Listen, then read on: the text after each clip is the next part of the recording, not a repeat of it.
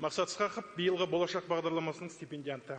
Құрметті Нұрсұлтан Әбішұлы, қадірлі болашақ бағдарламасының түлектері, сіздерді мерейлі мерекелеріңізбен шын жүректен құттықтауға рұқсат етіңіздер.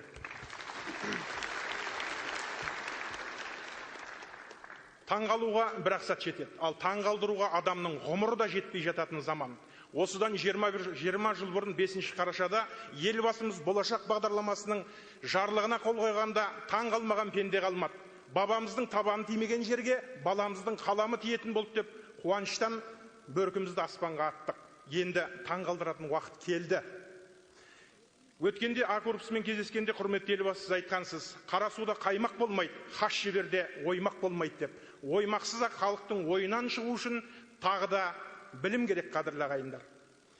Құрметті Нұрсұлтан Әбішұлы, сіз әр бастамаңыздың барлығын тамыр тереңде жатқан тарихпен байланыстырасыз. Оған бір ғана дәлел, біздің тарихи тұлғаларымыздың барлығы заманында білімді зейініне тоқып, зердесіне тоқып алды барлығын. Кешегі Қаздауысты Қазбек бабамыз, Келдібектің баласы Кембриджде оқыған жоқ. Орақ тілді Отауыз бабаларымыз Оксфордты бітіріп, Гарвардтың дипломын алған жоқ. Бірақ барлық дүниенің барлығын халық үшін жасады, қадірлі ағайындар. Ал енді заманда Қаздауысты Қазбек елге енді билік айтып келе жатқанда, Бұхараның 12 фәнилік ілімінің иегері атанған Тобықты Әнет бабаға келді дейді. Сонда айтты дейді, мынау ел басқаратын ойым бар, құрметті Әнет баба. Жаз жатып, қыс қыстап қасыңыздан білім алдым. Бірақ мына сұрақтарға мен жауап іздеймін. Дүниені не бұзады? Ар мен адамгершілік азаматты не бұзады? Күнә неден шығады? Қарапайым халықтың көңілінен қалай шығам деп. Сонда айтты дейді Қаздауысты Әнет бабамыз, айналайын, арабтың әкім деген 3 ауыз сөзі бар. 2 рет айтсаң 2 ауыз сөз болады, 6 қаріп болады. Сенің сұрағыңның жауабы сол 6 қаріптің бас әріптері. Ол алтын мен әйел, кек пен кежірлік, мақтан мен мансап айналайын.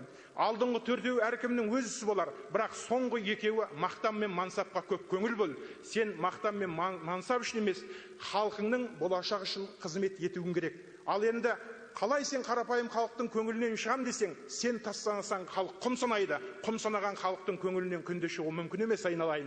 Сондықтан ең бірінші арлы бол. Арлы болсаң жарлы болмайсың. Азаматтың ақ туын биік ұста. Өзің арлы болсаң, еліңе сыйлы боласың. Азамат деген ақ тілегіңді әркез жұрт ардақтап жүреді деп айтып еді. Сондықтан осы бір керемет дүниеге біз де берік болайық, қадірлі ағайындар.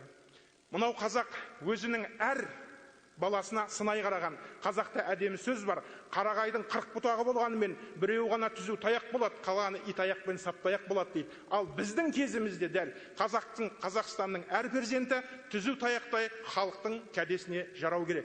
Еліміз аман, жұртымыз тыныш, елбасымыз аман болсын, құрметті Нұрсұлтан Әбішұлы. Әркез сіз елдің бірлігін әркез айтып жүресіз. Сондықтан еліміз аман болсын. Заманда 2 батыр қырқысып жатса, бір би айтыпты дейді. Арамның жолы қиқалаң, адалдың жолы төтеді. Жақсы жаман әркімнің арасынан өтеді. Араздаспай, таласпай, тату жүрсек нетеді. Ынтымағы жарасса, бұл дүниенің қызығы бәріңе түгел жетеді деген. Қазақстанның ынтымағы жарасын, алар асуы алда болсын. Үлкен рахмет.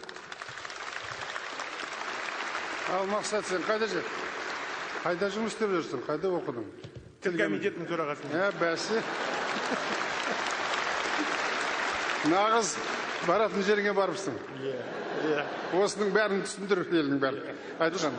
Нұрсұлтан Әбішұлы, ана Қонысбай өлтің сөзі бар еді. Жылым жылқы болғасын ба, өмірім бәйгеге ұқсайды, топты көрсем тыпыршып отыра алмаймын деп. Айып етпесіз, рахмет.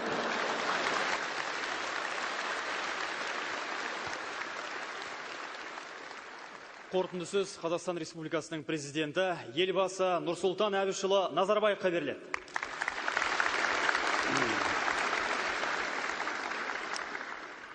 Біріншіден, менің атыма айтқан рахметтеріңізбен жылы лебіздеріңіз үшін барлықтарыңа шын жүрегімнен рахметімді айтамын.